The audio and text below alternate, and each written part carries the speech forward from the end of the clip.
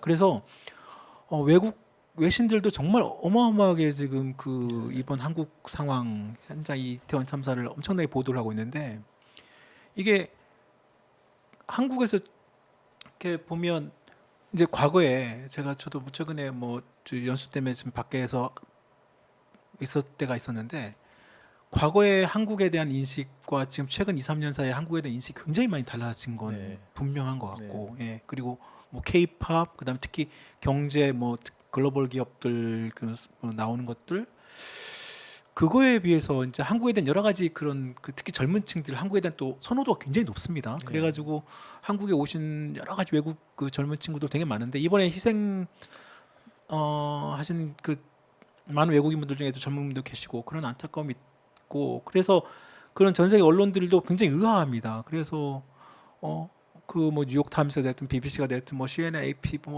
아니 어떻게 한국에서 그동안에 그런 2002년에 월드컵에 어마무시한 어떤 그런 시민들의 어떤 거리 응원도 그렇게 질서 정연하게 그렇게 됐고 또 최근에 몇 년 박근혜 대통령 국정농단 탄핵 때도 수백만 명의 그런 시민들이 광화문 광장에 나왔을 때도 한 번에 어떤 안전사고나 그런 거 없었는데도 불구하고 이번과 같은 사고에 대해서 굉장히 의아하기도 하고요.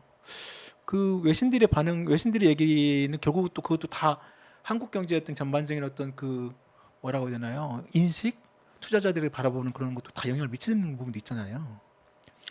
네, 사실 그동안에 K-팝이라든지 네. K-드라마 이른바 우리가 한국의 소프트 파워가 굉장히 정말 전 세계적으로 그렇죠. 확산이 되고 또 많이 좋아졌습니다. 네. 그게 어떻게 보면 우리가 무형의 자산이라고 할 수 있는 부분이고요. 네. 그런데 이런 좀 후진국에서만 일어나는 건 아닙니다만은 네. 어이없는 네. 사고가 일어남으로 인해서 한국에 대한 좋은 이미지, 특히 젊은이들이 갖고 있던 이미지에 대한 타격들이 있을 수밖에 없고요. 그게 전반적으로 우리 국가 실질적인 측면에서의 불이익도 초래될 수 있다라는 거는 어쩔 수 없는 부분입니다. 그러나 이런 것을 이런 일이 있은 다음에 정말 달라지는 모습을 우리가 보이는 게 더 중요하다라는 생각이 들고요. 그리고 외국에 대한 이미지 이런 것도 중요하지만 더 중요한 것은 결국 국민의 안전, 생명입니다. 그럼요. 우리 국가와 정부는 국민의 안전과 생명을 지키기 위해서 철저한 준비와 그리고 대책을 가지고 있다는 것을 보여줘야만 합니다. 그래야 그렇죠. 한국 오면 안전하다고들 외국인들이 많이 생각하세요. 그렇죠. 네. 그런데 놀러 와서 또 이런 할로윈 파티가 있다고 하니까 외국 젊은이들이 왔다가 불의의 사고를 당하는 일들이 생긴 것이죠. 네. 이런 일들이 재발되지 않을 것이라는 좀 확실한 믿음을 줄 수 있는 그런 대책이 이번에 필요하고요. 그리고 누누이 말씀드립니다. 우리가 대책이라는 것이 너무 동일한 것들 똑같은 거에 대한 대책만 생각하면 안 됩니다.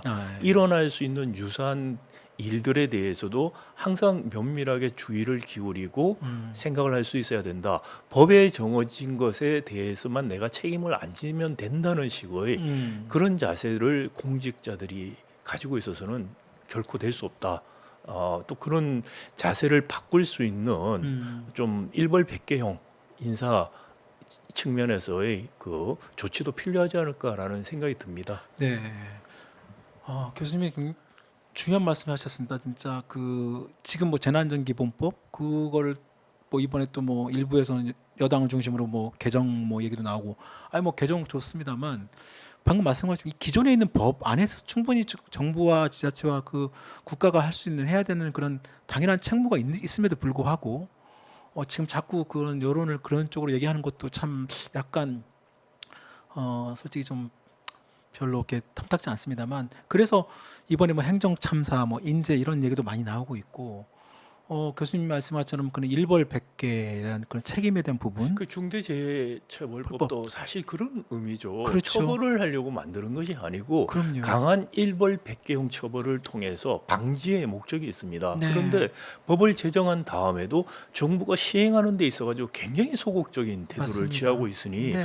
법을 만들었는데 실제 집행이 안 되고 그러니 법 만든 이후에 달라진 게 없다. 이번에 파리바게트 네. 그 여성 노동자 사건도 마찬가지 아니겠습니까? 네, 그렇습니다. 누가 누구를 처벌하는 것을 강하게 하라고 하는 게 그 사람이 미워서 하는 것이 아니고요. 네. 공익이라는 측면에서 일괄백계적인 처벌을 통해서 방지하고 그렇지 않게 행동하도록 유인하는 것이 법의 목적입니다. 우리가 징벌 배상이라든지 네. 중대재해처벌법 같은 경우가 그런 강력한 처벌을 무기로 해서 행위가 바뀌어서 그런 일들을 하지 않도록 하는 것이 목적입니다. 네. 그럼에도 불구하고 기업하기 좋은 이런 이야기를 통해서 계속해서 중대재해 벌어지고 기술 탈취 벌어지고 하는 현상들이 벌어지고 있고요. 안전 문제도 지금 거의 같은 맥락에서 맞습니다. 우리가 생기고 있는 게 아닌가 싶습니다. 그러니까 중대재해처벌법 그때 제정 과정에서도 또 여러 가지 또 많이 또 완화된 측면도 있고 실질적으로 네. 또 5인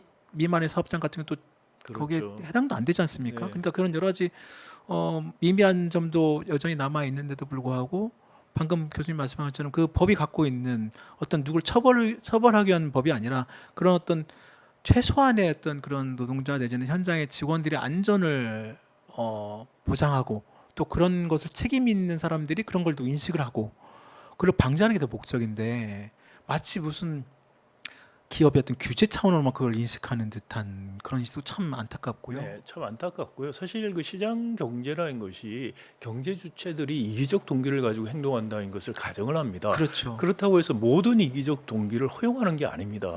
기업이 이윤을 추구한다고 할 때 기술 혁신이나 경영 혁신을 통해서만 이윤을 추구하게 유인을 하고 제재를 가해야만 그래야지 이윤 추구라는 이기적 동기에서 나오는 기업의 활동이 사회적으로 긍정적인 영향을 준다는 것이죠. 그것이 아닌 노동 착취, 소비자 착취, 불공정 거래 행위 이런 것들을 통해서 이윤을 추구하는 게 훨씬 쉽습니다. 네. 근데 기업하기 좋은 환경, 노동 착취할 수 있게 해주고 소비자 착취할 수 있게 해주고 불공정 경쟁하게 해주는 게 기업들은 환경이 좋은 겁니다. 그게 시장 경제의 기본 원리가 아닙니다. 근데 그럼요. 네. 우리 정부나 관료들이 친시장 이야기하면서 시장을 잘 이해를 못하고 있어요. 네, 맞습니다. 중대재해처벌법 마찬가지고 기술 탐취를 방지하기 위한 징벌배상 같은 것들 이런 것들 도입해야 되는 이유도 기업이 정말 기술혁신, 경영혁신을 통해서만 이윤을 추구하도록 유인을 하는 것입니다. 우리가 이기적인 개인이라는 것을 받아들이지 않고 예를 들어서 기업가들이 선의를 가지고 또 그렇게 잘 할 거라고 믿는다. 그럼 사실 시장 경제할 필요가 없어요. 그럼요. 네. 맞습니다. 네. 시장 경제라고 이야기하면서 그 원리에 대해서 이해도 없이 또 한편으로는 기업가들의 선의에 또는 기업하기 좋게 해주면 잘할 거라는 그거는 어떻게 보면 온정주의적인 사고죠. 그리고 또 공정을 또 얘기합니다. 네네. 그리고는 노동자에 대해서는 정반대 입장을 취해요. 그렇습니다. 정말 이율배반적인 거라 볼 수 있죠. 네, 맞습니다.